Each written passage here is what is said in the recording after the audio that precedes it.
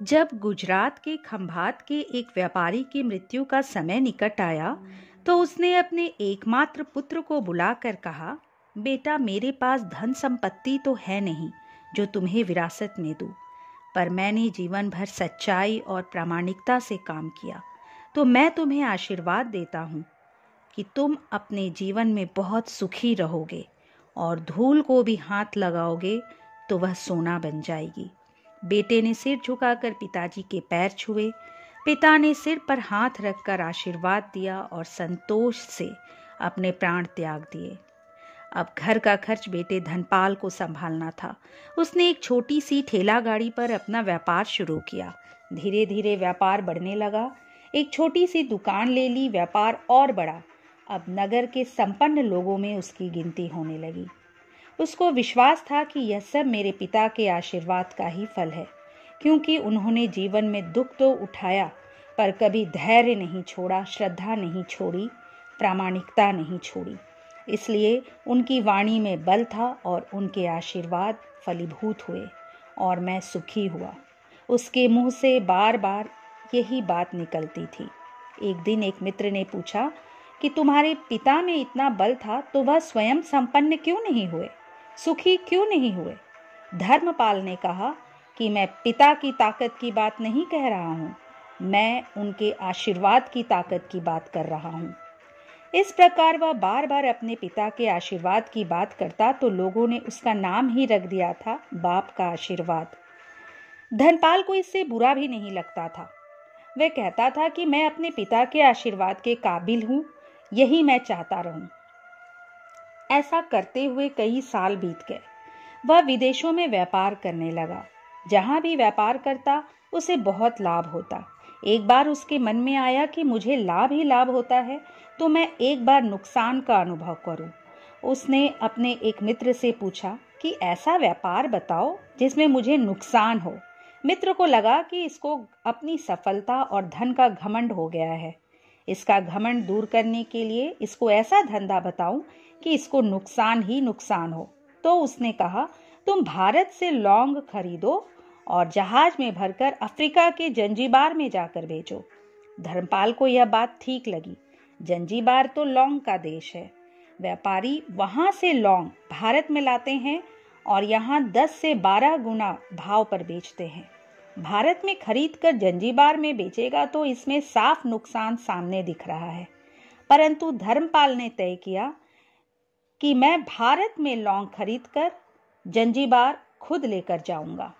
देखूं पिता का आशीर्वाद कितना साथ देता है। नुकसान का अनुभव लेने को उसने भारत में लौंग खरीदे और जहाज में भरकर खुद उनके साथ जंजीबार द्वीप पहुंचा। जंजीबार में राजा का राज्य था। धर्मपाल जहाज से उतरकर लंबे रेतीले रास्ते पर जा रहा था वहां के व्यापारियों से मिलने। उसे सामने से राजा जैसा व्यक्ति पैदल सिपाहियों के साथ आता हुआ दिखाई दिया। उसने किसी से पूछा कि ये कौन है? उन्होंने कहा कि ये राजा है। राजा ने उसको सामने देखकर उसका परिचय पूछा।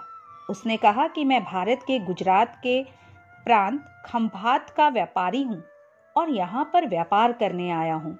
राजा ने उसकी व्यापारी समझकर उसका आदर किया और उससे बात करने लगा। धर्मपाल ने देखा कि राजा के साथ सैकड़ों सिपाही है, परंतु उनके हाथ में तलवार, बंदूक आदि कुछ भी ना होकर बड़ी बड़ी चलनियां हैं। उसको आश्चर्य हुआ। उसने विनम्रता पूर्वक राजा से पूछा, आपके सैनिक इतनी चलनियां लेकर के क्यों जा रहे हैं? राजा ने हंसकर कहा कि बात यह है कि आज सवेरे मैं समुद्र तट पर घूमने आया था, तब मेरी उंगली में से एक अंगूठी यहाँ निकलकर गिर गई। अब रेत में अंगूठी कहाँ गिरी पता नहीं, तो इसलिए मैं इन सैनिकों के साथ यहाँ आया हूँ। ये रेत छानकर मेरी अंगूठी उसमें से तलाश करेंगे। धर्मपाल ने कहा, अंगूठी बहुत महंगी होगी ना? राजा ने कहा, नहीं, उससे बहुत अधिक कीमत वाली अनगिनत अंगूठी मेरे पास है, पर वह अंगूठी एक साधु का आशीर्वाद है।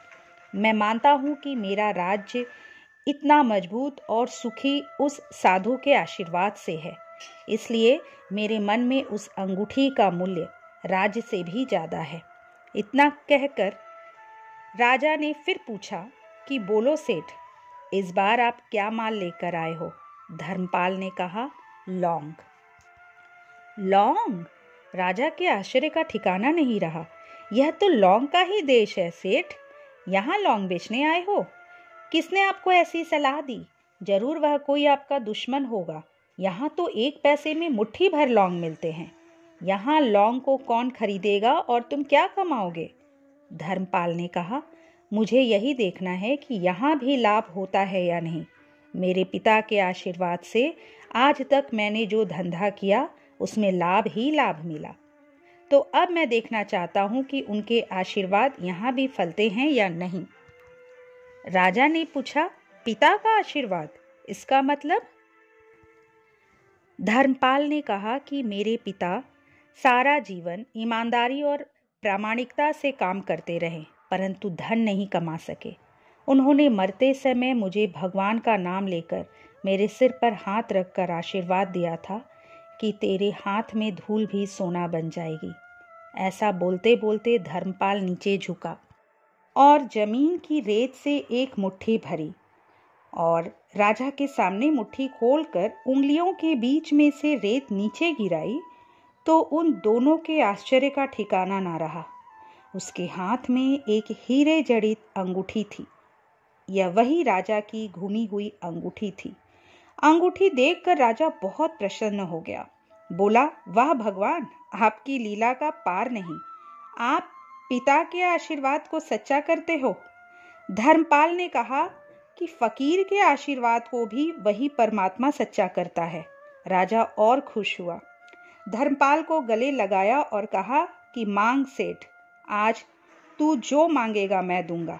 धर्मपाल ने कहा कि आप 100 वर्ष तक जीवित रहो और प्रजा का अच्छी तरह से पालन करो, प्रजा सुखी रहे। इसके अलावा मुझे कुछ नहीं चाहिए। राजा और अधिक प्रसन्न हो गया। उसने कहा कि सेठ, तुम्हारा सारा माल मैं आज खरीदता हूं और तुम्हारी मुंह मांगी कीमत दूंगा। दोस्तों, यदि पिता का आशीर्वाद हो तो दुनिया की कोई भी ताकत कहीं भी तुम्हें पराजित नहीं होने देगी। पिता और माता की सेवा का फल निश्चित रूप से मिलता है। आशीर्वाद जैसी और कोई संपत्ति नहीं होती। बच्चे के मन को जानने वाली माँ और भविष्य को संवारने वाले पिता, यही दुनिया के 2 महान ज्योतिषी हैं। बस इनका सम्मान करो तो तुम्हें भगवान के पास भी कुछ मांगना नहीं पड़ेगा। दोस्तों, यदि ये प्रस्तुति आपको अच्छी लगी तो इसे लाइक कीजिए। मेरे चैनल को अगर अब तक सब्सक्राइब नहीं किए हैं तो प्लीज़ सब्सक्राइब कर दीजिए। अगली बार एक नए विषय के साथ आपसे फिर मिलेंगे। नमस्कार।